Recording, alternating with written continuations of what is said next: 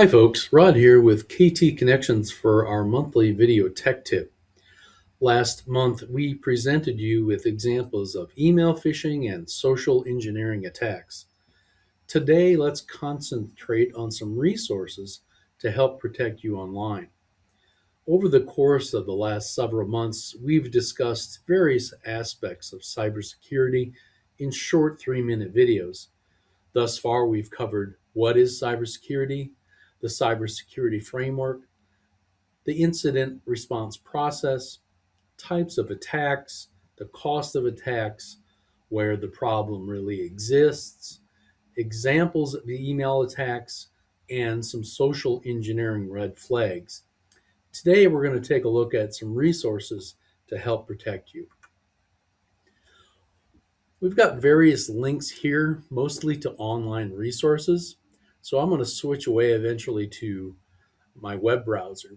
But we'll look at some resources to check if your email has been involved in a data breach of any kind or your password.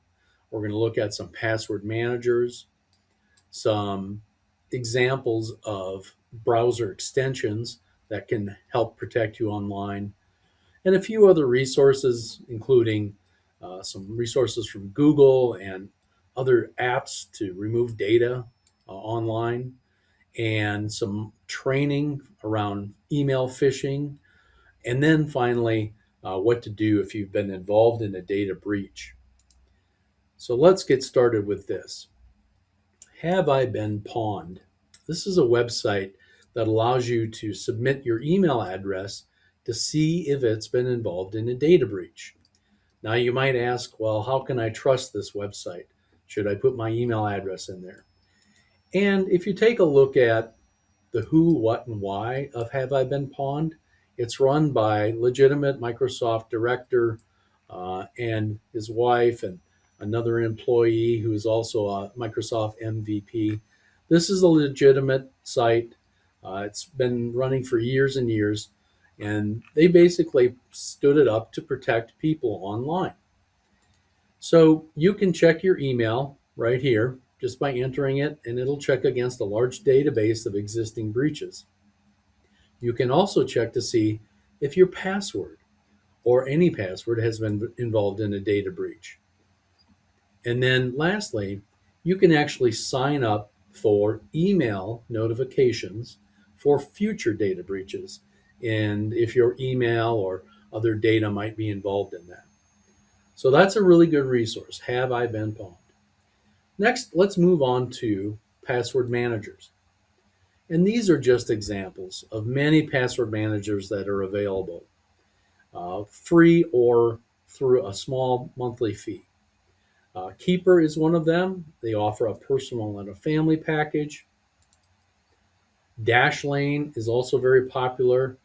Again, individual or family and friends package. And then we have 1Password, very similar, individual and family packages. So, what's the difference between an individual and a family package?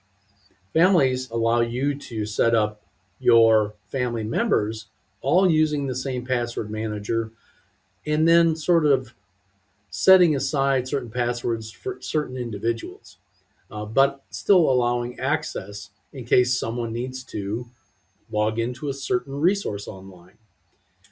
Of course, web browsers also include free password managers, and they're okay for personal use. You can't really use them in a family type style, but Google Chrome, Firefox, Microsoft Edge browser, Opera, and probably many others offer free password managers as part of their web browser. So take a look into a password manager rather than trying to keep track of your passwords yourself. Now we'll move on to at least one web browser extension that can help protect you online. This just happens to be the Fox News website, and we're using a browser extension called Privacy Badger. Now, what this does is block trackers, which are usually involved in advertisements of some sort or another to track your activity online. Where did you come from to get to this site? Where did you go when you left this site? How long were you on the site? What did you click on while you were on this site? This is one of the way advertisers present new ads to you when you visit one site and then you go to another site or do a web search and you're like, why is that now all showing up all over the place? Well, it's through trackers. So using something like Privacy Badger will help block those trackers when you visit certain sites. Other resources to keep you safe online include blocking your house from showing up on Google Earth or Google Maps. It will blur out your residence. It's very easy to do. You just follow these instructions and submit it to Google. It'll get reviewed, and if approved, it will then blur out your residence. So, something else just to help keep your privacy. Then we'll move on to apps for your phone or computer that will help remove data from various resources online. And some of these are free, some of them are paid for, some of them offer a trial. But this particular one comes from Consumer Reports, and you can make data privacy requests to remove data from certain websites online that might be keeping your email address, your physical residence location, phone numbers, and so forth and so on. So that's just one of them. Another one is Delete Me, very popular. Again, keeping your personal data safe and only on the sites that you prefer to be on and deleting it elsewhere. Same thing with Optory. So those are some examples. There's many others online that you can look into, but they work pretty well. Let's move on to some additional training that's free online. So this comes from Microsoft, and it's a phishing simulation training video that will walk you through the various things to look for in particular scenarios dealing with email and malicious content or social engineering attacks. Email, as we've said in the past, represents about 90% of all malicious activity that's found online. So if you can protect yourself, with some additional free training, I would recommend you do so.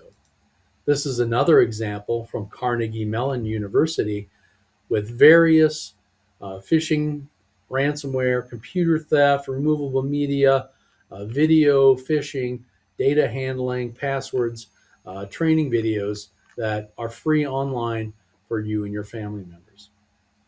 Jumping back to our presentation, I would say that if you've been involved in a data breach, you need to consider a fraud alert, lock, or freeze on your credit access. And you can do that through Equifax, Experian, and TransUnion. So I suggest you take some time to consider the impact these resources may have on your safety while online, either for your business, you personally, or your family members.